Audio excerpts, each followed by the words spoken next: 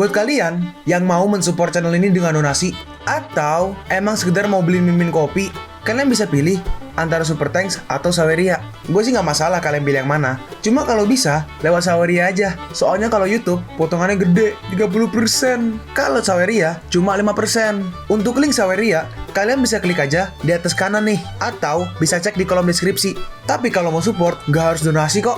Dengan kalian nonton sampai habis, dan memberikan like pada video ini, itu udah ngebantu banget buat support channel ini. Oh iya, kalian juga bisa join nih ke grup Telegram komunitas cerita manhwa yang baru.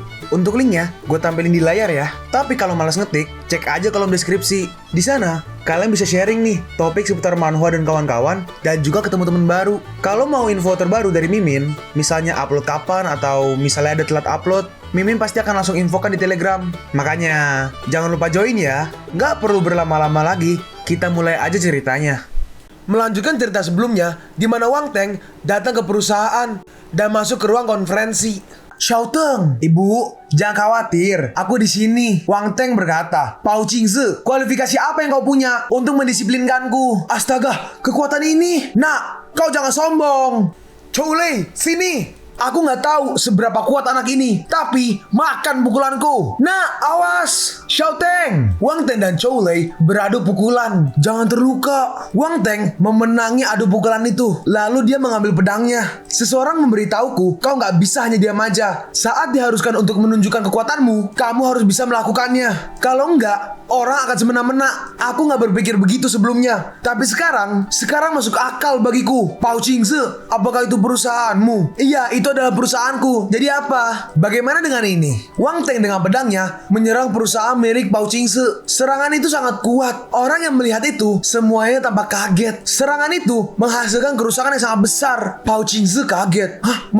Martial Warrior? Mustahil. Bagaimana bisa kau menjadi seorang Martial Warrior? Dalam hati Pao Qingzi, apakah ini putra Wang Shengguo yang tidak kompeten itu? Lalu macam apa ini? Wang Teng menghampiri Pao Qingzi dan berkata, jika kau berani bermain trik lagi, pedang berikutnya gak akan ada di gedungmu. Aku gak tahu apa kau bisa menahan pedangku. Oh iya, ngomong-ngomong, kalian berdua, aku gak peduli apa pikiran kalian. Ayahku akan jujur sampai dia kembali. Ketika dia kembali, kalau kamu ingin keluar, aku gak akan pernah menghentikannya. Dalam hati pengkhianat itu, semuanya udah berakhir. Bagian yang dijanjikan Pao Qingzi gak dapat diperoleh, dan Xing Teng telah berakhir. Aku benar-benar bodoh. Bagus, dengan seorang martial warrior sebagai pendukung, keluarga Wang kami gak akan pernah jatuh. Dengan sepupuku di sini, perusahaan gak akan pernah diganggu lagi. Ibu, sepupu, ayo keluar dan pergi. Penjaga Sun, kau urusan mereka dan jendelanya. Bu, apa yang terjadi dengan ayah? Ayahmu pergi ke provinsi tetangga untuk membahas bisnis, dan pihak lain gak mematuhi aturan. Dia bertemu seekor ular lokal untuk menahannya dan tidak membiarkan dia kembali tanpa menandatangani kontrak. Kakek sudah mengirimi seseorang untuk berbicara, tapi belum ada respon. Wang Teng berkata, proyek macam apa? Ayah berjanji mereka akan baik-baik aja. Kehilangan uang bukan masalah besar. Uang gak penting. Ibunya membalas, gak sesederhana itu. Ada masalah dengan proyek itu, dan itu melibatkan banyak hal. Ini menggunakan ayahmu sebagai kambing hitam. Dalam hati Wang Teng, mungkinkah orang-orang di kehidupan sebelumnya mulai menyerang keluarga Wang terlebih dahulu? Aku harus pergi memeriksanya. Ibu, tetaplah di rumah, dan aku akan pergi ke provinsi tetangga secara langsung. Ya udah, hati-hati ya nak. Jangan khawatir bu. Ibu melihat kekuatanku tadi kan? Itu aja, aku hanya bermain kurang dari 10%. Wang Teng, aku akan pergi bersamamu. Lebih mudah untuk menghubungi orang yang dikirim oleh kakek. Lalu mereka pun pergi ke sebuah tempat. Apakah itu di sini?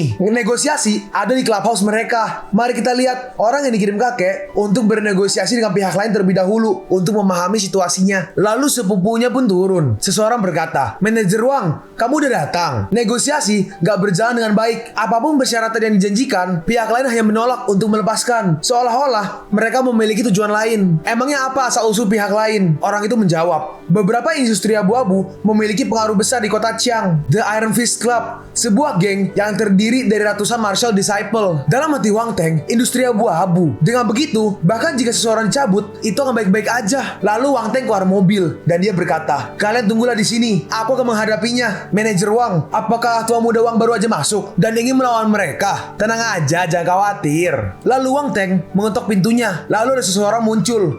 Siapa? Paket. Paket? Buat siapa? Apa yang kau kirim sampai semalam ini? Katakan apa tujuanmu? Ya, barang ini dipesan oleh bosmu. Jangan ngaco. Katakan, apa yang bosku pesan tengah malam kayak gini? Hei, jangan keras-keras. Bosmu memesan matchstick. Oh, oke. Ayo masuk saudara. Ayo ke dalam untuk bicara. Aku akan membawamu ke presiden kita. Jangan katakan padanya apa yang baru aja terjadi. Jangan khawatir. Aku nggak akan mengatakannya. Presiden, aku Shawu. Aku punya sesuatu untukmu. Shawu, siapa yang menjaga pintu? Apa yang harus dikirim? Ini adalah kurir secepat. Pesan hari ini datangnya kemarin. Lalu bos mereka langsung menghajar pintu itu. Wang Teng berhasil menghindari serangan pertama.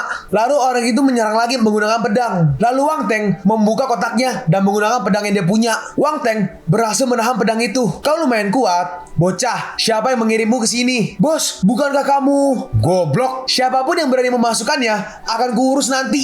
Lalu para bawahannya semua datang. Siapa itu yang berani membobol Iron Fist Club kita? Bos, beri dia pelajaran. Iya bos, beri dia pelajaran bos. Sikat aja. Tidakkah kau berharap kalau kau menjadi seniman bela diri ekstrim? Bocah, tanpa kekuatan apapun, bagaimana bisa aku duduk di kursi bos ini?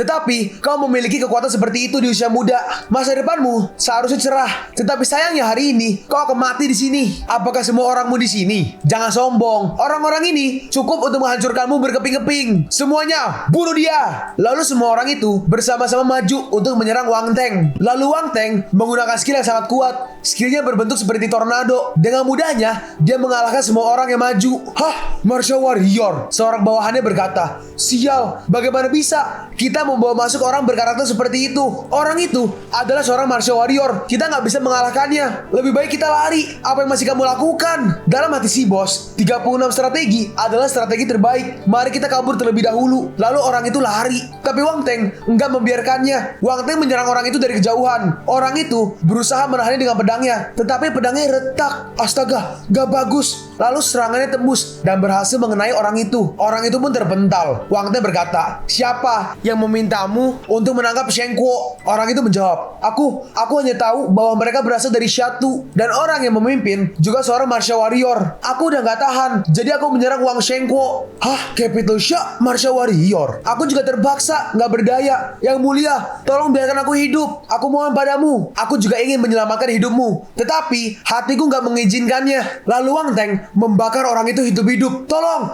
Aduh, tidak. Saat menghadapi musuh, aku gak boleh kasihan. Karena api itu, orang itu pun mati. Bos, mati. Kabur. Lari semua. Orang ini gila. Dia akan membunuh semua orang.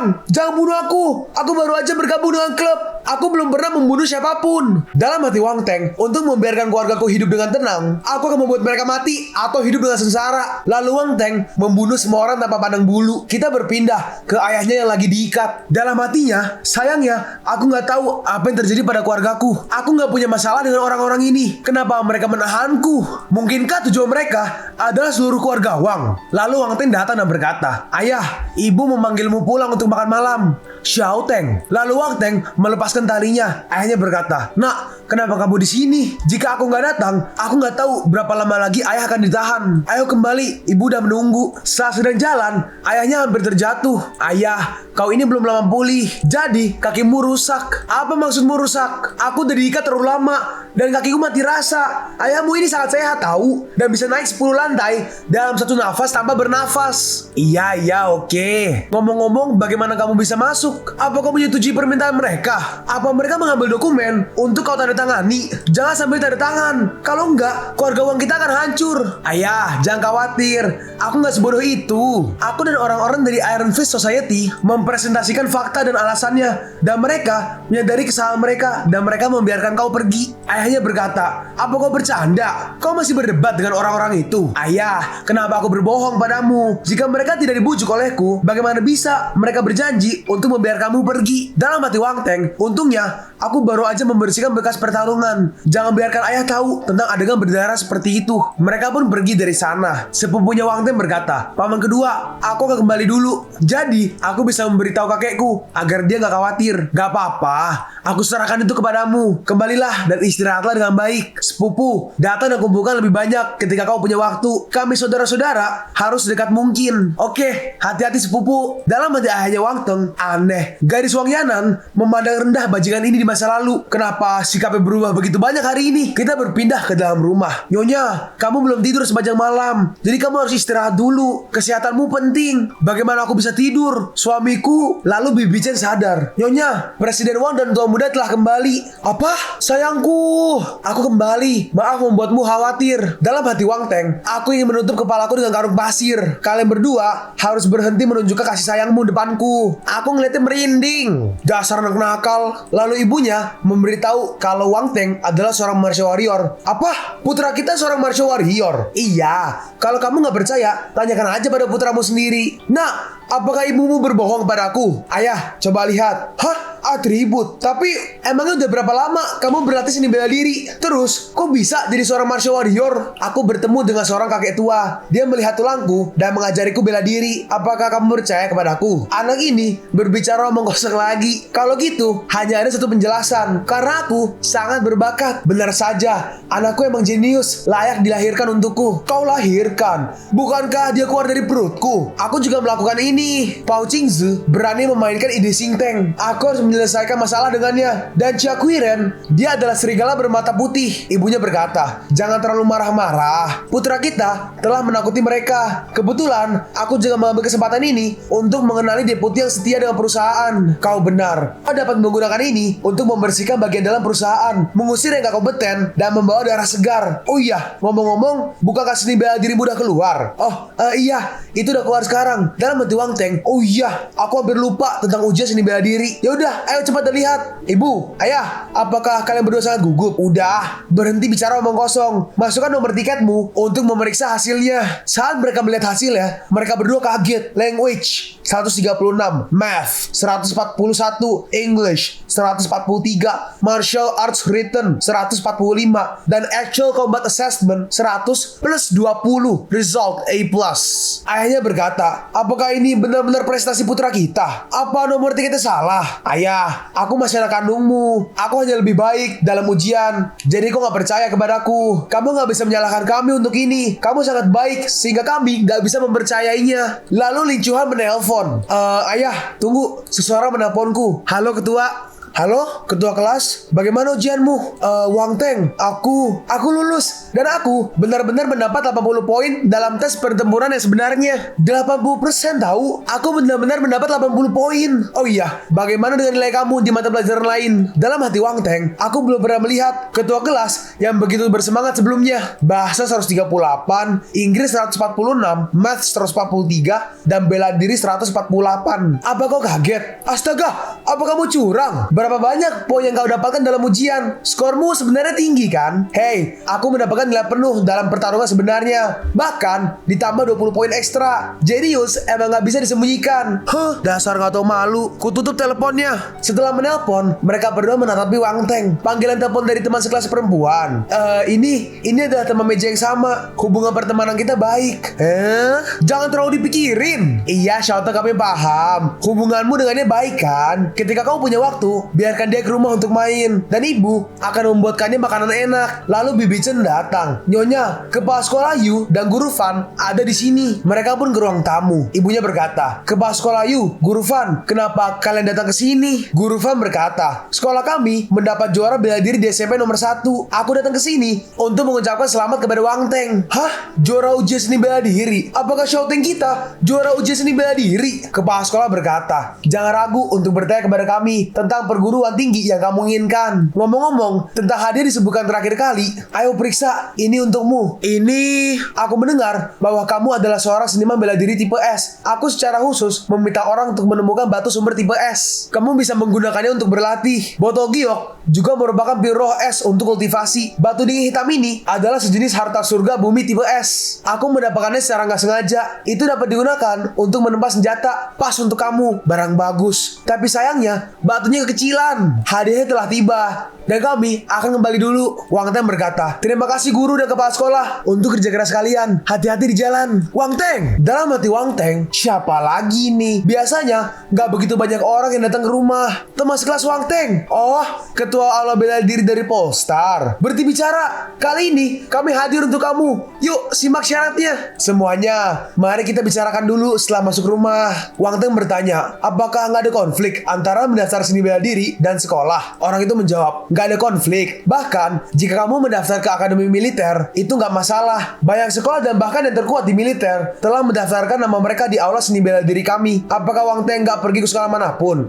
Biarkan aku berpikir dulu. Kalau gitu, pilihlah seni bela diri Polestar. Hei kalian, terima kekalahan kalian. Emangnya kontrak apa yang kau berikan kepadanya? Pas dilihat, apa-apaan ini? Kontrak tingkat SSS. Apakah udah gila? Dalam hati orang itu, orang yang telah memenangkan kontrak ini sejauh ini telah memasuki Warlord lebih awal. Orang ini berkata, sayangnya kita nggak mampu membayar kondisi ini. Kita hanya bisa melewatkan kejeniusan ini. Wang Teng, kamu dapat memakai ini. Dan ini terhubung ke internet Polestar untuk membeli sumber daya. Miliaran dalam kontrak akan dibagi kepadamu secara mencicil. Kamu dapat membeli rumah di area keluarga aula seni bela diri dan gak ada yang berani membuat masalah. Dalam hati Wang Teng, jika aku pindah ke sana, aku dapat yakin tentang keselamatan orang tuaku. Wang Teng berkata, guru, apa kamu punya saran? Kira-kira aku harus mendaftar kemana? Orang itu berkata, beberapa universitas kunci pertama serupa dan kalau akademi militer jauh lebih ketat. Tetapi ada satu keuntungan. Sekolah militer adalah jalan pintas tercepat menuju kekuasaan. Jika kamu berkinerja cukup baik dan membangun prestasi militer, di masa depan kemungkinan besar tentara akan mengendalikan tentara sendirian dan kekuatannya akan mengerikan, terutama di dunia lain. Aku mungkin juga memberitahumu, akademi kami sedang membangun legiun besar dan ada kebutuhan personil untuk pasukan baru khususnya. Dalam hati Wang Teng, dunia lain. Kalau gitu, aku akan memikirkannya. Orang itu melanjutkan, setelah mendaftar ujian, masih ada lebih dari sebulan sebelum sekolah dimulai. Aku akan menemukan tim martial warrior di aula seni bela diri untuk kamu. Ketika saatnya tiba, kamu akan bergabung dengan mereka dan pergi ke dunia lain. Oke, kalau gitu, mohon bantuannya. Lalu kita berpindah ke tempat lain. Seseorang berkata, Iron Fist kewalahan dan semua anggota geng yang masih hidup melarikan diri. Aku melihatnya sendiri dan hampir semua orang hampir terbunuh dalam satu tembakan. Beberapa prajurit senior tidak terkecuali. Ketua klub Iron Fist telah menghilang, tetapi ada tanda hitam hangus di tempat kejadian. Dalam hati orang berambut merah itu, martial warrior api. Orang berambut merah itu berkata, kembalikan ke Shatu. Aku lelah meninggalkan hal-hal berantakan ini kepada orang lain. Bukankah kamu yang akan melakukannya? Aku berkata, kembalikan ke Shatu. Lalu kita berpindah kembali ke Wang Teng. Saat dia ke sekolah, dia kaget. Ada banner sangat besar di depan sekolah. Selamat datang Wang Teng, juara ujian seni bela diri Tonghai dan untuk bergabung dengan akademi seni bela diri Polestar. Hai, itu dia. Lihat-lihat, itu adalah juara seni bela diri. Itu dia. Aku gak berharap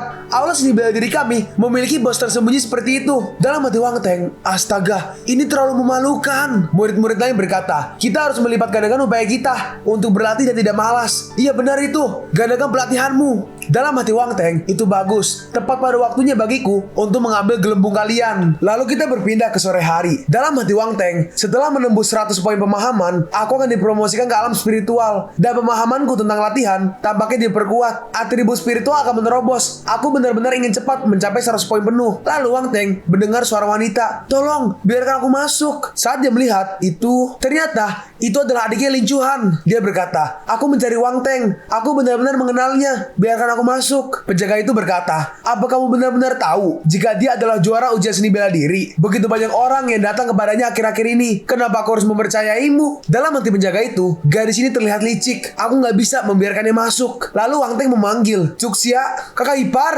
Penjaga itu berkata, Tua muda Wang, aku benar-benar minta maaf. Saya nggak berharap Anda benar-benar saling mengenal. Wang Teng berkata, nggak apa-apa. Itu udah tugasmu. Ya udah, Cuxia, ikutlah denganku. Oke, katakan padaku, kenapa kamu keluar sendiri? Aku merasa bahwa udara di sekitarku menjadi lengket dan tidak nyaman baru-baru ini. Jadi, aku ingin datang kepadamu. Bagaimana dengan sekarang? Sekarang terasa lebih nyaman. Sistem memberitahu selamat kepada host karena mendapatkan Demon Lotus Poison Body 10 dan Poison Force 7. Wang Teng berkata, oh iya, apakah kamu tahu kalau kau datang kepadaku? Nggak tahu. Yaudah, nih, mari kita bicara dulu dengan kakakmu. Kalau enggak, dia kan ibumu akan khawatir. Lalu Cuxia menggunakan HP-nya Wang Teng menelpon Lin Chuan. Halo, Wang Teng. Kakak. Lin Cuxia, apa kamu tahu betapa khawatirnya ibu dan aku tentangmu? Kembali cepat. Cuxia berkata, aku akhirnya keluar sekali. Aku nggak ingin kembali terlalu awal. Cuxia, apa kau nggak tahu kondisi fisikmu? Aku. Lalu Wang Teng mengambil teleponnya dan berkata, ketua kelas, karena dia nggak ingin kembali, dia tetap bersamaku dulu. Jangan khawatir. Itu, oke kalau gitu. Wang Teng berkata, baiklah. Untuk sekarang, pergi ke rumahku dulu untuk makan malam. Dan kemudian, aku akan membawamu ke tempat yang menyenangkan di malam hari. Kalian pun sampai di penghujung video ini. Kalian mau tahu lanjutan chapter ini? Atau manhwa menarik lainnya? Makanya, jangan lupa subscribe biar kalian gak ketinggalan kalau gue upload video baru. Jangan lupa like, komen, dan share ke teman-teman kalian supaya channel ini bisa lebih berkembang ke depannya. Segitu dulu dari video cerita manhwa. Gua Sabik undur diri. See you on the next video. Zaijian!